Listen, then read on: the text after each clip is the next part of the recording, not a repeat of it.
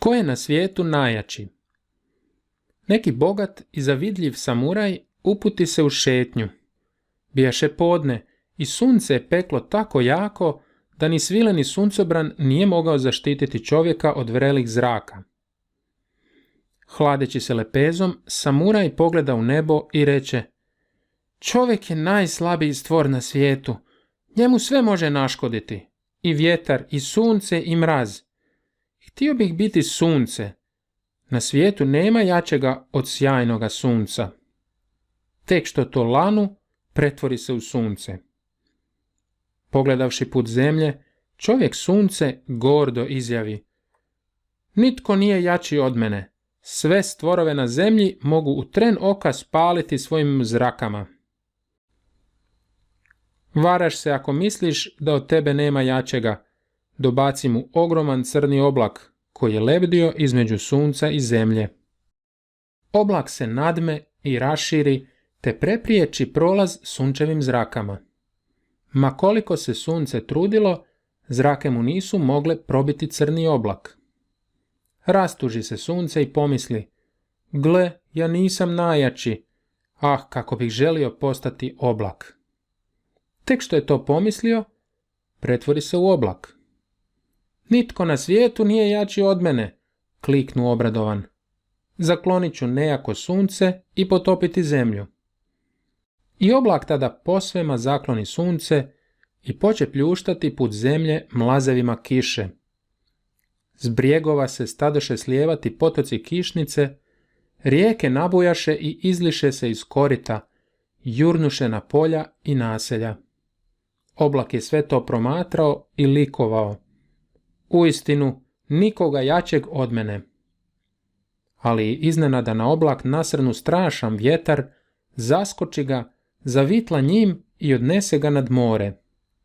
Gle, vjetar je jači od mene, povika oblak. Kako bih želio postati vjetar. I smjesta se pretvori u vjetar.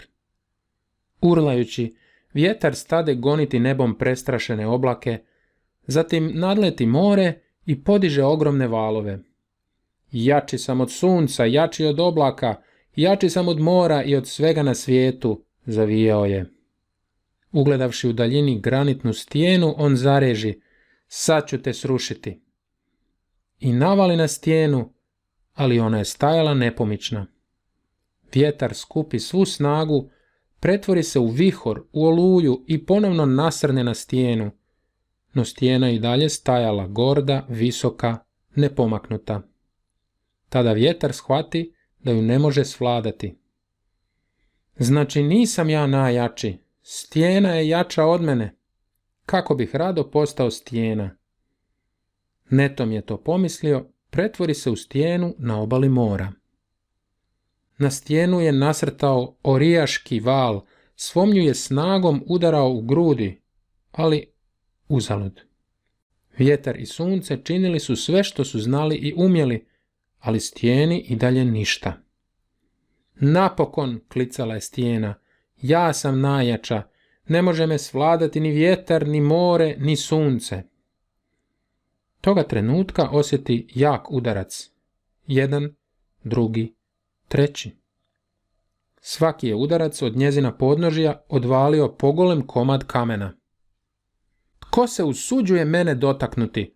Riknu stijena i pogleda put svojih stopala. Ali budući da su joj vrh ovijeli gusti oblaci, ona ne uspije vidjeti tko je u podnožju. Dotle je taj nevidljivi netko nastavljao s udarcima. Padali su jedan za drugim, otkidajući od nje gromadu za gromadom. Na svijetu, dakle, ima netko tko je jači od mene, tko je jači i od sunca, od oblaka, od vjetra, od mora. Tko je taj junak? Vjetar u taj čas razagna oblake oko njezine glave i stijena ugleda u podnožju čovjeka. Običnoga čovjeka. Bio je to klesar kamenosječa. Zamahivao je čekićem i kamen se pod njegovim udarcima lomio na krupne komade. Što? Zajauče stijena. Zar je ovaj sitan stvor moćniji od svih nas? Nije me zaljuljao ni vjetar, ni more.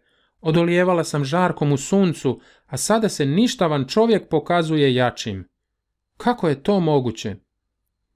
Klesar je čuo Stjenin jauk, zastane s udarcima i reče joj: Da, ja sam jači od tebe, jer ja umijem raditi. Znaj da na svijetu nema jačega od čovjeka koji je odlučio da nešto napravi, od čovjeka u koga je snažna volja. I čovjek se opet lati posla. Poslije svakoga novog udarca, stijena je bivala sve tanja i sve manja. I uskoro od ogromne stijene, koja je mislila da je jača od svega na svijetu, ostade tek mali obalni kamen.